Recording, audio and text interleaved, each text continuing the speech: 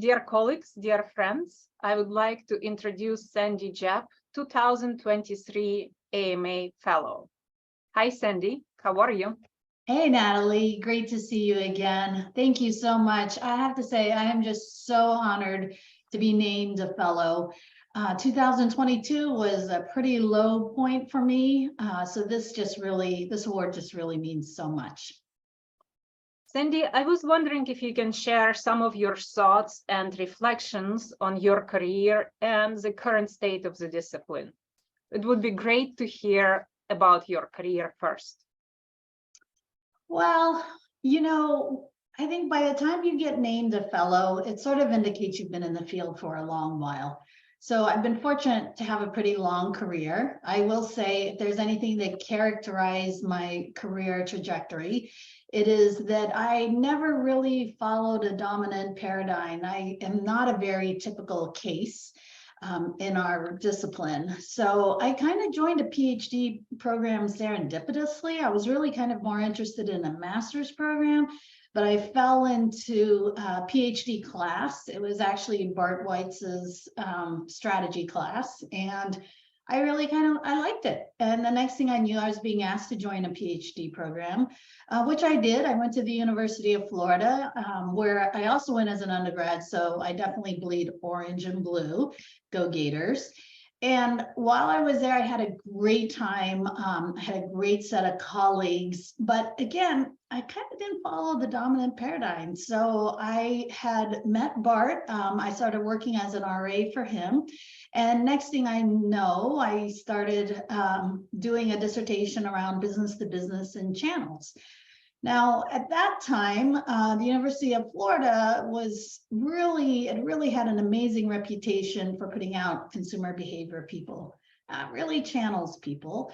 So, my colleagues were individuals like Susan Fortier, Michelle Pham, Luke Warlop, and all these people who have amazing reputations in consumer behavior. But again, coming out of there and being a strategy person, I always say it's kind of the equivalent of going to MIT and getting an English degree. But that was me, and that's kind of how I got to here.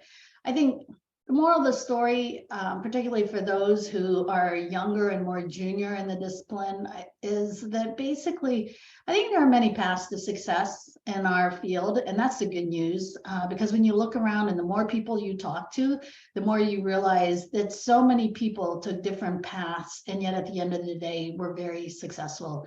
So the good news for us is that in this field, I think that anything is really possible. That's great. Thank you for sharing.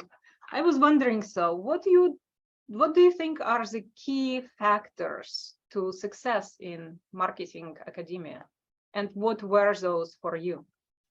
Yeah, I can only speak to what my experience has been.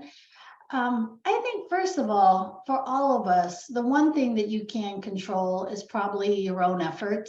I know for myself, I feel like tenacity was like a lot more important than intelligence. So I'm a person who I'm willing to work hard, and I'm willing to stick with something until I get it. I will tell you that I am also a person who has always had very low test scores, and I've never taken an intelligence test because I am kind of afraid of what it might tell me. So I think that effort and tenacity and perseverance, for me, goes a lot further than intelligence. And when I look around the discipline, I see a lot of cases of that. I also see a lot of cases of the opposite. So I don't know that there's any one dominant success path. I would also say that something that was very critical for me over the course of my career is having amazing mentors. So it really does take a village to raise a scholar. I can point to just a handful of them that have meant the most to me over the years. The first one was my dissertation chairman, Bart Weitz. He was really great for getting me to generate big ideas, to think about kind of the big picture view, and to work on important problems. Aaron Anderson, who was his first doctoral student, was also a key mentor for me and a very, very close friend. I would say she's the person who kind of taught me how to execute, how to write papers, how to deal with reviewers. And she taught me a lot about managing my career, and she mentored me, not just professionally, but personally in so many countless ways. I really am very indebted to her. When I was a junior faculty member at MIT, that was my first job. A key person there for me was John Hauser. John was really, he's an amazing and a brilliant man. And one of the things, well, actually, he taught me many things, but he taught me about the importance of kind of thinking very broadly.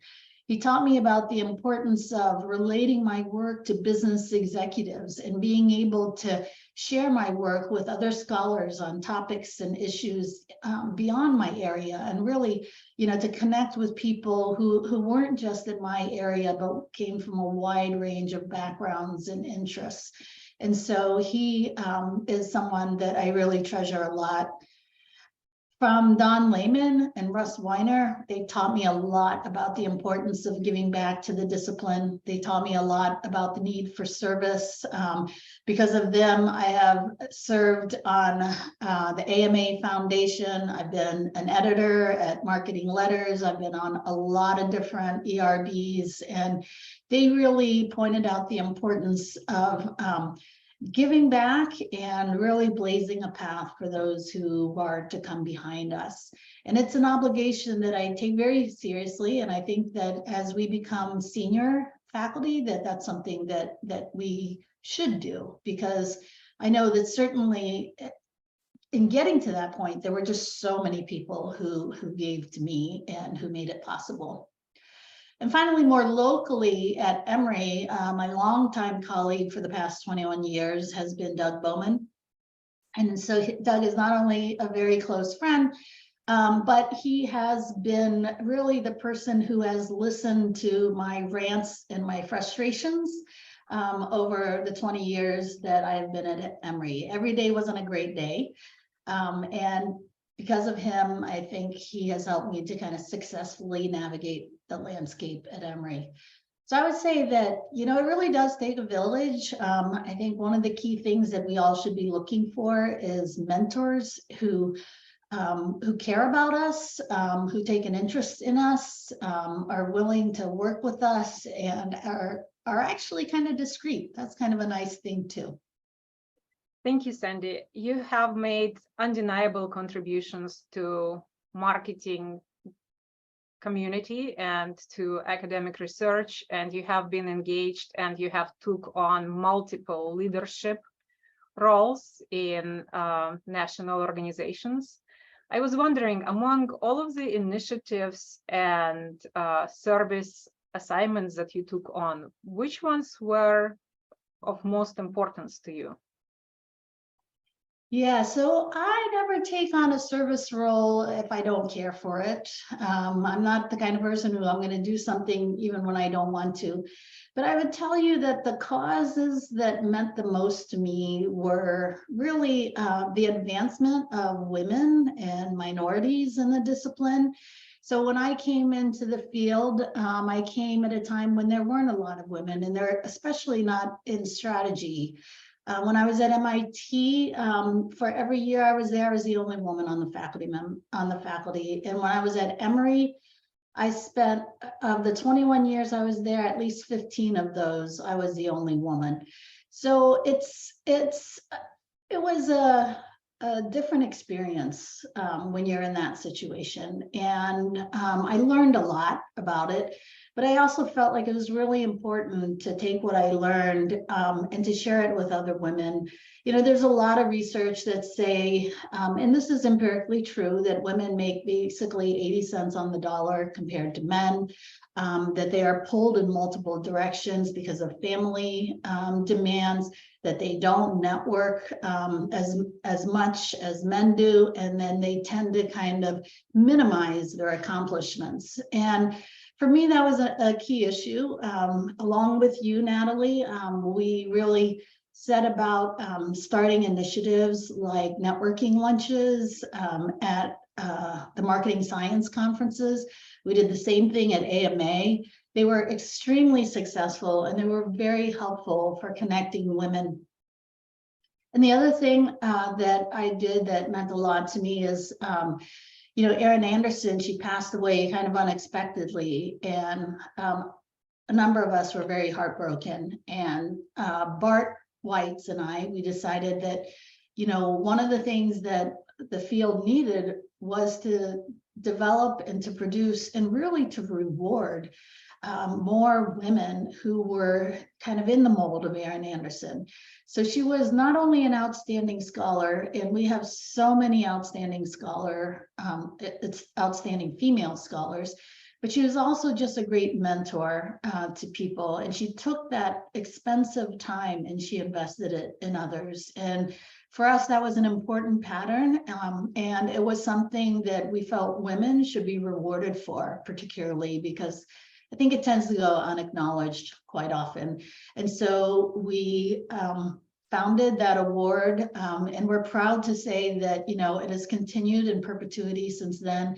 And not only that, it has really just recognized the most amazing women in our discipline year after year. In fact, after having served on the award committee for a number of years, I realized that every year the decision to award that Erin Anderson Award to one person is an incredibly hard and tough decision because there are so many outstanding women in our field. Another initiative that meant a lot to me was the AMA. So I was on their academic council, I was on their board of directors, I was with their foundation.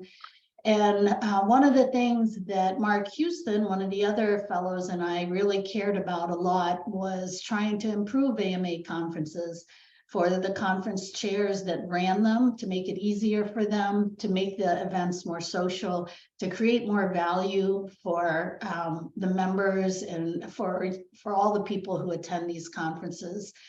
And we also tried to revitalize the consortium. And so we were the presidents that were responsible for starting an overseas AMA Chef Consortium, doctoral consortium. And we're delighted that that has continued. This year it'll be in Norway. I'm looking forward to that. And it's been a great tradition. And we're also, another thing we did there that we're both very proud of is to just kind of help establish AMA as an umbrella brand for the discipline, a home and a place, not just for strategy scholarship, but a place where everybody in the discipline could feel welcome and connect. And, you know, when I go to AMA conference and I see strategy people connecting with behavioral people and with modelers, it's just, you know, it's exactly what our discipline needed. Absolutely. Thank you so much for all the efforts and very impactful initiatives. I wanted to ask you also about the future. How do you see the discipline and what do you see in the future? Well, the future is so much better than the past. We have so much to look forward to. We're in a time in which we have all this amazing technology. When I look at the research that doctoral students are doing on social media and in social justice, it's mind-blowing. And what I would say to everyone, regardless of your rank, is that we really need to embrace this change and really be open to change. There's a lot of things that are very hard for us to change. You know, for me, learning technology is a challenge and I don't really enjoy it, but I feel like it's necessary if I'm going to continue to teach at the level that is necessary, or to do research, or to, you know, interact with scholars as well. So I think change is important. I think changes, I'm glad to see changes at our journals. You know, I'm glad to see the possibility that now we have different formats. When I was at Marketing Letters, one of the things that Peter Golder and I felt quite strongly about is to be able to share interesting ideas that, you know, they just ideated.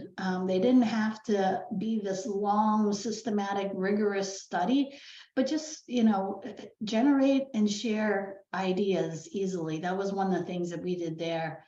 I think as we think about our conferences and particularly recruiting, we've seen a lot of changes to recruiting this year, and hopefully, you know, all of that move to an equilibrium that kind of makes more sense than ever for all of us. So I would hope that as members of the discipline, that we would be open to and willing to change in whatever way, shape, and form that might look like. Thank you, Sandy, and congratulations again on being named 2023 AMA Fellow. Thank you, Natalie. I'm so grateful to you and all of the individuals who nominated me for this award. Thank you so much.